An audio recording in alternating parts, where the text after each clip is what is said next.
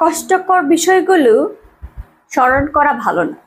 বলেন তো এটার ইংরেজি কি হবে? এটা এখন আমরা শিখব। কষ্টকর বিষয়গুলো স্মরণ করা ভালো নয়, এটা কিভাবে হবে দেখুন। ইট ইজ, তারপর অ্যাডজেক্টিভ ব্যবহার করবেন। কি হবে? স্মরণ করা, কষ্টকর বিষয়গুলো স্মরণ করা ভালো নয়, তাহলে কি হবে? It is bad to remember. কি হবে? রিমেম্বার। কি হবে?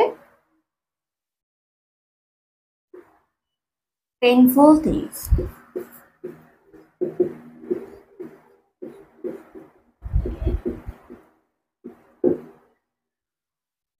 ইট ইজ, তারপর ব্যাড অ্যাডজেক্টিভ ব্যবহার করবেন, টু ব্যবহার করবেন, তারপর ভার্ব ওয়ান ব্যবহার করবেন, তারপর অবজেক্ট ব্যবহার করবেন। আশা করি আপনি বুঝতে পেরেছেন যে কষ্টকর বিষয়গুলো স্মরণ করা ভালো নয়, এটার ইংরেজি আপনি কিভাবে লিখবেন।